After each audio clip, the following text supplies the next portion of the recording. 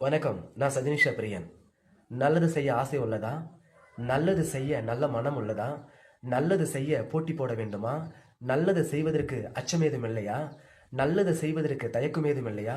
அப்படியெனில் பொது தொண்டு செய். பொது தொண்டு செய்வதற்கு பழகிக்கொள். மக்களுக்கு நன்மை பயக்கின்ற காரியங்களை எடுத்து செல்வதற்கு அஞ்சாதே என்று சொல்கிறார் பெரியார். எவ்வளவு பெரிய வார்த்தை! எவ்வளவு பெரிய சத்தியமான வார்த்தை! மக்களின்பால் ஈடுபாடு கொண்டு, காதல் கொண்டு, நேசமும் அன்பும் கொண்ட ஒரு மனிதனால் மட்டுமே இப்படி பேச முடியும். வேறு யாராலும் இப்படி பேச முடியாது. இதைவிட ஒரு புரட்சிகரமான ஆன்மீகம் எதுவென்று எனக்கு தெரியவில்லை.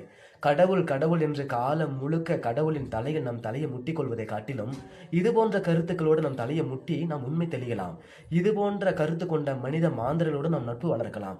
இதுபோல புரட்சி கருத்துக்களை கொண்டவர்களோடு நாம் கைக்குலுக்கி காலம் தள்ளலாம். இதுபோல கருத்து கொண்டவர்களோடு நம் சிநேகிதம் கொண்டு நம் சிநேகிதத்தை வளர்த்துக் கொள்ளலாம். அப்படிப்பட்ட ஒரு மாமேதை தான் தந்தை பெரியார். காலம் முழுக்க அவர் சிந்தனைகளை ஊன்றி படித்தால் நம் உள்ளம் தெளியலாம். காலம் முழுக்க அவர் அறிவை நாம் படித்து வந்தால் நம் ஆன்மீகம் தெளியலாம். பெரியாரை காட்டினும் மிதமிஞ்சிய அறிவாளிகள் யாரும் இல்லை என்று நான் மார்தட்டி சொல்வேன். உண்மை உறக்க சொல்வேன்.